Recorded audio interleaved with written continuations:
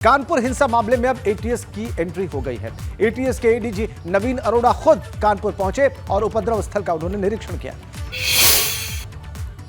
कानपुर उपद्रव हिंसा मामले में एटीएस भी अब इन्वॉल्व हो गई है और एटीएस भी कुंडलियां खंगालेगी। एडीजी एटीएस नवीन अरोड़ा अब परेड पहुंच चुके हैं सद्भावना चौकी में। उन्होंने पूरा जायजा लिया। जेसीपी आनंद प्रकाश तिवारी से घटनाक्रम के बारे में जानकारी की है और एटीएस भी अब इन्वॉल्व हो गई। एडीजी एटीएस नवीन अरोड़ा कानपुर पहुंच चुके हैं, यानी आतंकी कनेक्शन, पीएफआई कनेक्शन और आतंकी कनेक्शन को खंगाला जाएगा। और इसके साथ ही आपको साफ तौर पर यह दिखा दें कि अब उन इलाकों की तरफ एडीजी जाएंगे और अपनी टीम को लेकर के जाएंगे जहां पर ये उपद्रव हुआ है। यतीम खाना से लेकर नई सड़क तक एटीएस की अब ये गाड़ियां घूम रही हैं और ये खंगालने की कोशिश होगी कि क्या इसमें आतंकी कनेक्शन रहा है अथवा नहीं, और अगर रहा है तो क्या कौन कौन इसमें शामिल रहा है। पीएफआई के बारे में लगातार कहा जा रहा है कि पीएफआई का कनेक्शन सामने आ रहा है और उसके साथ ही अब आतंकी कनेक्शन को खंगालने के लिए मामले में एडीजी खुद कानपुर पहुंच चुके हैं। कानपुर से कैमरामैन पंकज निगम के साथ रतीश त्रिवेदी, एबीपी। वापस चलते हैं विवेक के पास। विवेक का एटीएस के एडीजी वहां पर पहुंचे हैं और अब ये मामला एक और दिशा, एक और नया आयाम जो है ले रहा है। ये बहुत साफ है उनके पहुंचने के बाद से। पीएफआई का नाम तो पहले से भी आ रहा था और अब ये टेरर फंडिंग की या टेरर मॉड्यूल्स के इन्वॉल्वमेंट की बात भी है। विवेक, अगर एटीएस इन्वॉल्व होती है तो ये जांच किस तरह से आगे बढ़ेगी? देखिए राजेंद्र, जहां पर पीएफआई का नाम आएगा वहां एसटीएफ इन्वॉल्व होगी, वहां पर एटीएस इन्वॉल्व होगी और वहां पर आईबी भी इन्वॉल्व होगी। क्योंकि पीएफआई इसके पहले कई बार उस वजह से चर्चा में आ चुकी है जिस वजह से देश की सुरक्षा को, आंतरिक सुरक्षा को खतरा पैदा होता है। पीएफआई साउथ इंडिया की एक बड़ी संस्था है। पॉपुलर फ्रंट ऑफ इंडिया तमाम ऐसी गतिविधियां संचालित कर रही है। ऐसी गतिविधियां संचालित करने का आरोप है जिसको देश विरोधी बताया जाता है।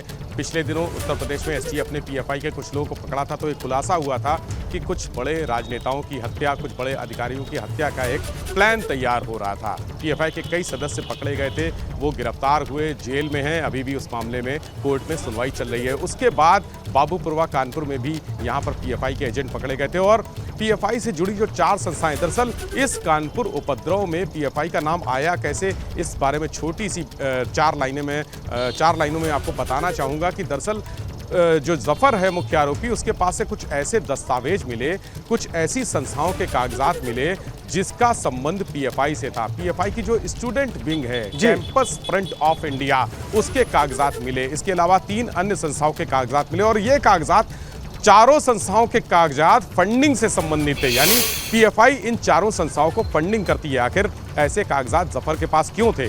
जब यह सवाल उठा, जब गिरफ्तारी कल हुई उसकी और उसके बाद से दस्तावेज मिले, तब खुफिया एजेंसियों के कान खड़े हो गए, एटीएस के कान खड़े हो गए, रॉ आईबी के कान खड़े हो गए, एसटीएफ के कान खड़े हो गए और सारे लोगों ने संपर्क करके तुरंत यहाँ पर ये जानने के लिए सुगबुगाहट ये शुरू हो गई कि पीएफआई का इन्वॉल्वमेंट है। तो ये जानने के लिए कि आखिर कानपुर में क्या होने वाला था। जिस तरह से जो छोटी सी बात को लेकर इतना बड़ा स्वरूप दे दिया गया, 4 घंटे तक पथराव हुआ, पुलिस को धकेल के पीछे कर दिया गया, कई बार खदेड़ा गया, यानी देश की सुरक्षा करने वाली जो एजेंसियां हैं उन पर हमला किया गया। तो इस पूरे उपद्रव के पीछे मास्टरमाइंड कौन था, उसकी भूमिका क्या थी, कौन सी एजेंसी इन्वॉल्व है, कौन से लोग इन्वॉल्व हैं?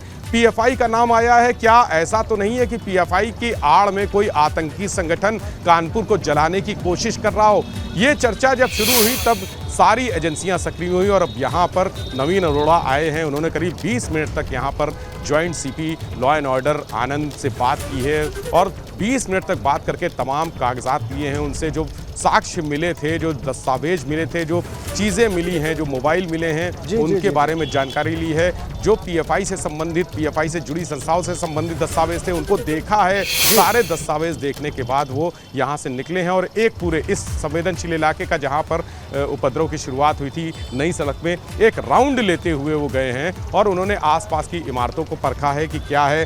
कुछ उनके साथ ऐसे लोग भी थे जो सारे इलाके के बारे में जानकारी, यानी ये उनका मुखबिर तंत्र हो सकता है, ये उनका अपना खुफिया तंत्र हो सकता है, जिनको साथ वो लेकर आए थे और उन्होंने जानकारी ली है।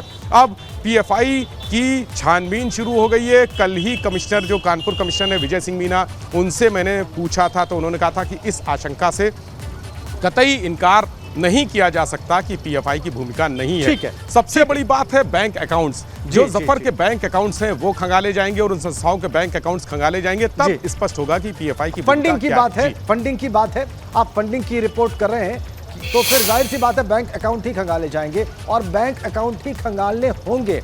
हमारे साथ बने रहिए आप विवेक।